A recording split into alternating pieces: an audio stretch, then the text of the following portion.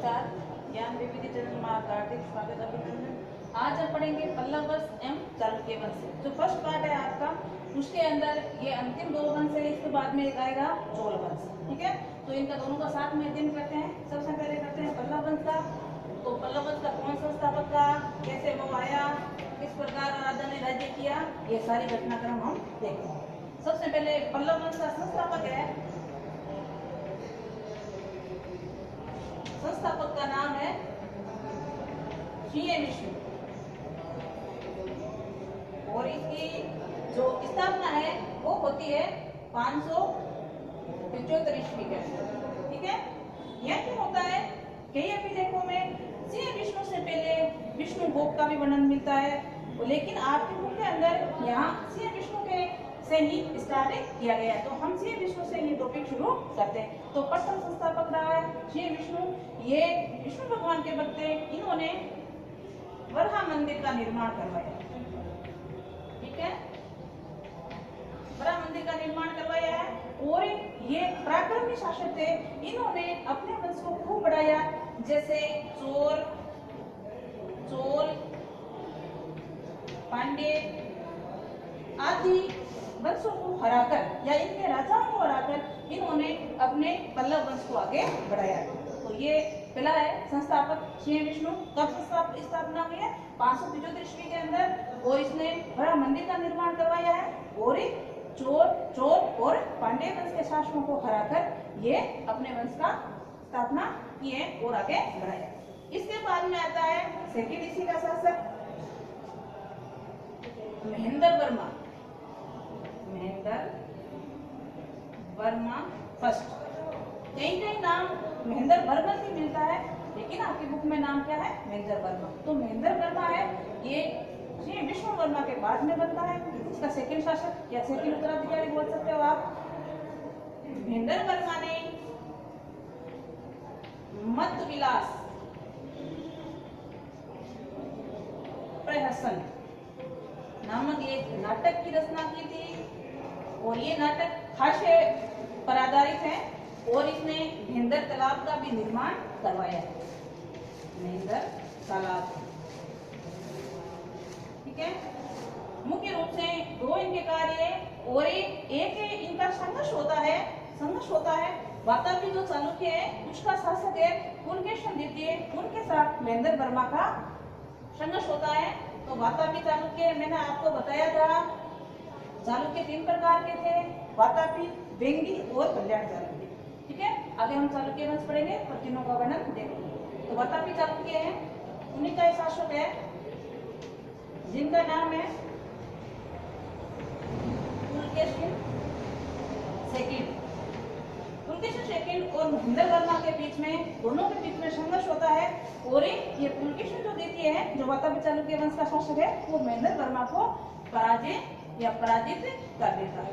ठीक है, आप यहाँ ये ध्यान में रखना, महेंद्र वर्मा का संघर्ष पुलकेशिन द्वितीय के साथ होता है, और इसमें महेंद्र वर्मा की हार होती है। ठीक है, महेंद्र वर्मा के बाद में इसी का ही पुत्र बनता है, जिसका नाम है नरसिंह वर्मा।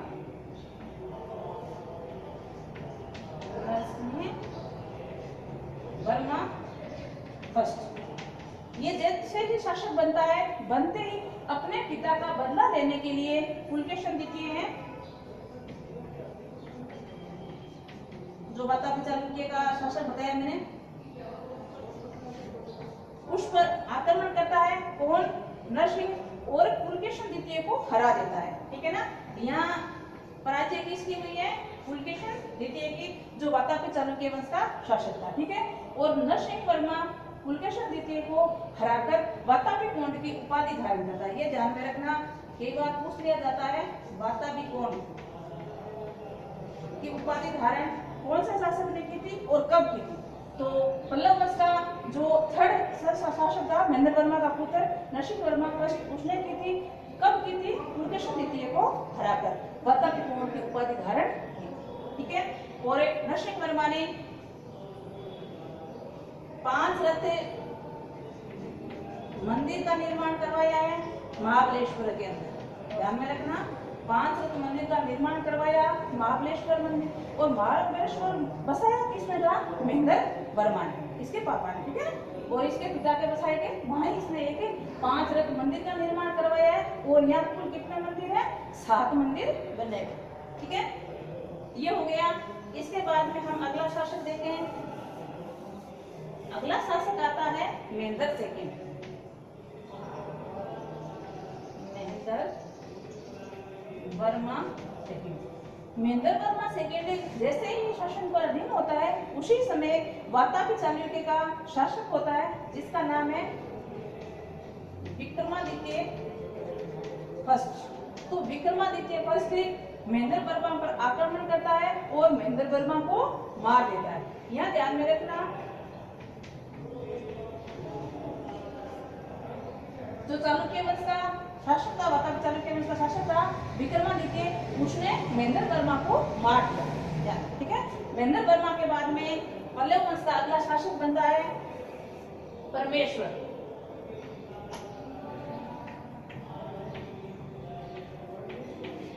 परमेश्वर बनता है फर्स्ट। परमेश्वर फर्स्ट जैसे शासक बनता है, तो जो विक्रमादित्य फर्स्ट है और परमेश्वर फर्स्ट के बीच में संघर्ष होता है। विक्रमादित्य पल्लव वंश का चालुक्य वंश का शासक है, जो वातापी के चालुक्य हैं। विक्रमादित्य फर्स्ट, ठीक है। और इसी दोनों के बीच में क्या होता है? संघर्ष होता है, ठीक है। और इसके बाद में अगला शासक आता है पल्लव वंश का, जिसका नाम है नरसिंह सेकंड, ठीक है। नरसिंह में जो द्वितीय शासक बनकर आता है, इसने कांची के अंदर कैलाशनाथ मंदिर का निर्माण करवाता है, ठीक है। कैलाशनाथ मंदिर का निर्माण करवाया। मैंने जब आपको राष्ट्रकूट पढ़ाया था, उस समय उसी का एक शासक था कृष्ण प्रथम, उसने भी कैलाशनाथ का मंदिर एलोरा की गुफा में करवाया। यहाँ आप ध्यान रखना, कंफ्यूज मत होना, कैलाशनाथ मंदिर कब किसने बनवाया, ठीक है। राष्ट्रकूट का वंश शासक आता है कृष्ण प्रथम, उसने तो एलोरा की गुफा में केवल मतलब चट्टान पर कैलाशनाथ के मंदिर का निर्माण करवाया है। और ये नरसिंह वर्मा जो सेकंड है पल्लव वंश का शासक, इसने भी कांची के अंदर कैलाशनाथ मंदिर का निर्माण करवाया है, ठीक है। आगे हम देखें, इसके बाद में नरसिंह वर्मा के बाद में, तो नरसिंह वर्मा के बाद में परमेश्वर सेकंड आता है। परमेश्वर सेकंड को विक्रमादित्य द्वितीय, जो विक्रमादित्य फर्स्ट था, उसी का पुत्र है, वातापी चालुक्य का शासक है। ये भी वातापी चालुक्य का शासक है।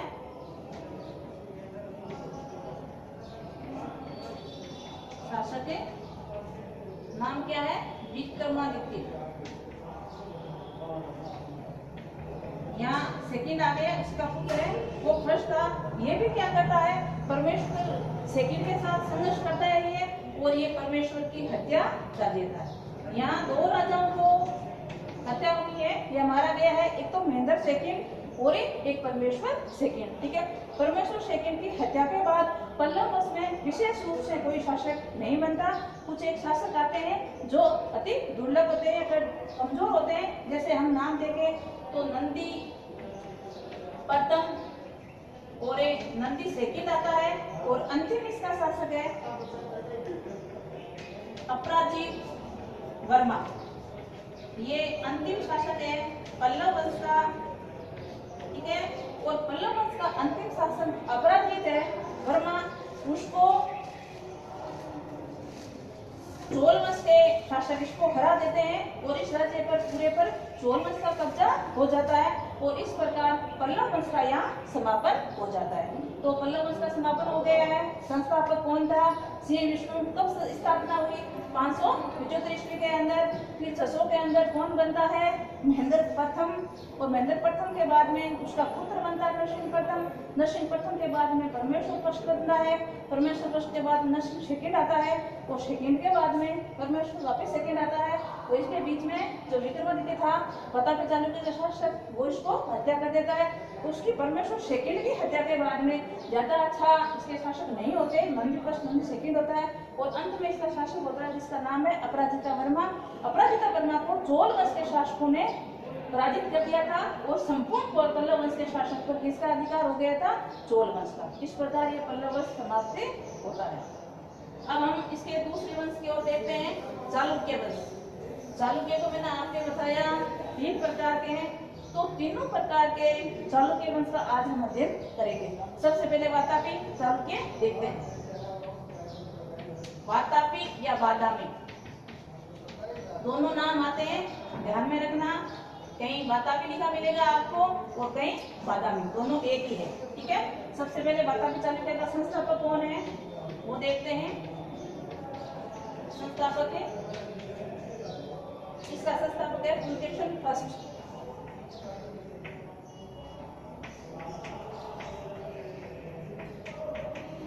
पुलकेशिन फर्स्ट इसका प्रथम शासक है और इसके बाद में अगला शासक आता है कीर्तिवर्मन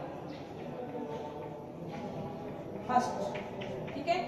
पुलकेशिन द्वितीय और कीर्तिवर्मन का ज्यादा आपको वर्णन नहीं मिलेगा। इसके बाद में कई छोटे छोटे अनेक राजा आए हैं, उसका विशेष रूप से वर्णन नहीं है। इसके बाद में यहाँ वर्णन आता है पुलकेशिन द्वितीय का,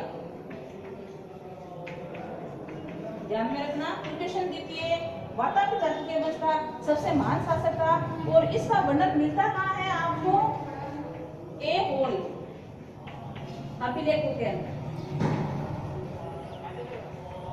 यहाँ ये भी बात ध्यान में रखना, क्योंकि इस पाठ में 5 नंबर का 1 नंबर का छोटा क्वेश्चन पूछते हैं, तो ये क्वेश्चन पूछ सकते हैं पुलकेशिन द्वितीय का वर्णन कौन से अभिलेख के तहत मिलता है? तो ए होल अभिलेख के तहत पुलकेशिन द्वितीय का हमें वर्णन देखने को मिलेगा, ठीक है ना। एक बार इसकी दूसरी बात मैंने आपको भी बताया, पल्लव वंश पढ़ाया, तब पुलकेशिन द्वितीय है वो महेंद्र वर्मा फर्स्ट पर आक्रमण करता है और महेंद्र वर्मा को पराजित कर देता है। लेकिन जब महेंद्र वर्मा के बाद में उसका पुत्र बनता है नरसिंह वर्मा फर्स्ट, वो वापस पुलकेशिन द्वितीय पर आक्रमण करता है और उसको हराता भी है और हराकर नरसिंह वर्मा जो प्रथम है वो वातापी कोंड की उपाधि भी धारण करता है, ठीक है। इसके बाद में वातापी चालुक्य का शासक आता है जिसका नाम है कीर्तिवर्मन सेकंड, ठीक है ना। कीर्तिवर्मन सेकंड को कौन हराता है? दंतिदुर्ग। दंतिदुर्ग के इसी का क्या था? सामंत था। इसी का ये सामंत था, किसका? कीर्तिवर्मन सेकंड का। कीर्तिवर्मन सेकंड की जब सत्ता धीरे धीरे हाश होने लगती है तो दंतिदुर्ग इसको हराकर नए वंश की स्थापना करते हैं जिसका नाम है राष्ट्रकूट वंश, जो हमने अध्ययन कर चुके हैं। राष्ट्रकूट वंश जब पढ़ाया था तब मैंने आपको बताया था, जो चालुक्य वातापी चालुक्य वंश का कीर्तिवर्मन सेकंड शासक था उसको हराकर दंतिदुर्ग ने राष्ट्रकूट वंश की नींव रखी थी, ठीक है। तो इस प्रकार वातापी चालुक्य का यहाँ समापन होता है। यहाँ एक बात ध्यान में रखना, जो दंतिदुर्ग था उसने तो केवल मात्र इसको हराया था, लेकिन इसके दंतिदुर्ग के बाद में इसका चाचा आया था जिसका नाम था कृष्ण प्रथम। कृष्ण फर्स्ट ने जो दंतिदुर्ग का ये था वो कीर्तिवर्मन, उसको पूर्ण रूप से नष्ट कर दिया था। तो ये पूछ लिया जाए कि वातापी चालुक्य का अंत कब हुआ या किसने किया? तो कृष्ण प्रथम, ठीक है। तो यहाँ इस प्रकार वातापी चालुक्य की समाप्ति होता है। अगला हम देखते हैं वेंगी के चालुक्य। चालुक्य मैंने बताया आपको 3 प्रकार के थे, तो वेंगी वाला देखते हैं।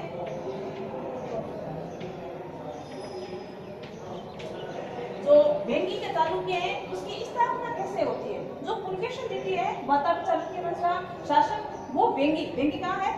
आंध्र प्रदेश के अंदर। वेंगी के स्थान को जीतकर वहां अपने भाई का क्या नाम है? विष्णुवर्धन। विष्णुवर्धन को वेंगी का क्या बना देता है? शासक। और वेंगी क्या रख लेता है? राजधानी। ध्यान में रखना, वेंगी राजधानी बनाता है और वेंगी पर अपने भाई का अधिकार कर देता है। इसलिए यहाँ वातापी चालुक्य के बाद में किसकी स्थापना हो जाती है? वेंगी चालुक्य की, ठीक है। तो वेंगी चालुक्य का प्रथम शासक कौन हो गया? विष्णुवर्धन। और विष्णुवर्धन के बाद में कई अन्य शासक आते हैं, जैसे जय सिंह, इंद्र फर्स्ट, विष्णुवर्धन सेकेंड और एक आता है विष्णुवर्धन थर्ड। ये इस वंश का सबसे प्रतापी शासक है बताया गया है, ठीक है ना वर्धन। इसके बाद में धीरे धीरे जो वेंगी के चालुक्य है इस पर किसका अधिकार हो जाता है, चोल वंश का।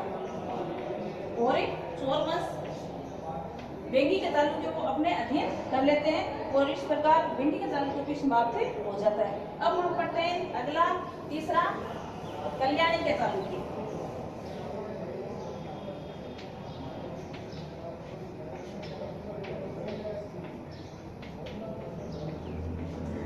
जब हमने राष्ट्रकूट वंश पढ़ा था तब मैंने आपको एक बात बताई थी, वातापी चालुक्य को समाप्ति करके राष्ट्रकूट का वंश का उत्पन्न होता है और कल्याणी चालुक्य राष्ट्रकूट वंश का समापन करते हैं। तो कल्याणी चालुक्य का शासक होता है तेलक, ठीक है।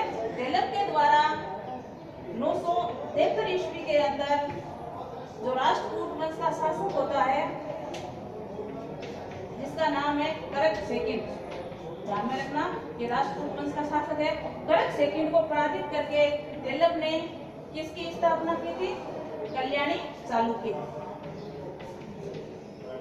तो कल्याणी चालुक्य की स्थापना कब होती है, 973 ईस्वी के अंदर। करता कौन है, तेलक, और किसको हराकर, राष्ट्रकूट के वंश के शासक है करक सेकंड को, ठीक है। ये कल्याणी के चालुक्य के बाद में मुख्य रूप से कुछ शासक हुए जैसे तेलिक सेकंड होता है। आप शासकों के नाम बता देना केवल मात्र, अगर वर्णन आए तब। तेलिक थर्ड, जयसिंह सेकंड,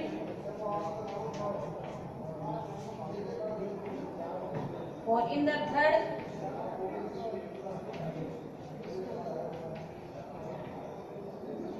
विक्रमादित्य षष्ठ।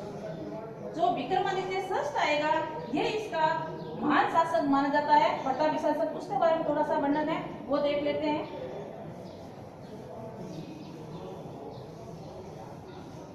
तो विक्रमादित्य षष्ठ, ठीक है।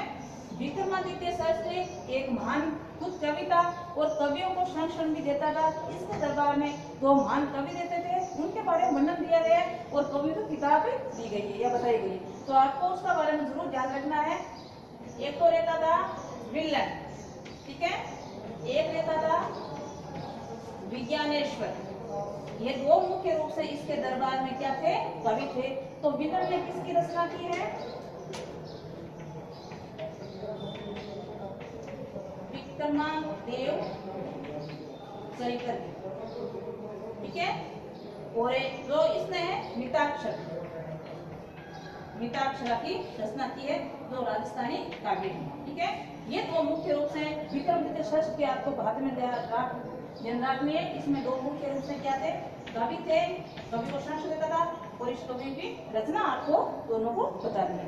तो विक्रमादेव चरित्र किसने रची है, विल्लन ने, और जो विज्ञानेश्वर था उसने मिताक्षरा की रचना की थी। ये छोटा क्वेश्चन भी पूछ सकते हैं, मिताक्षरा की रचना किसने की या विल्लन ने किसकी रचना की, ठीक है। तो आज हमने दोनों वंश पढ़ लिए, पल्लव वंश और चालुक्य वंश। तो आज के लिए इतना है, नमस्कार।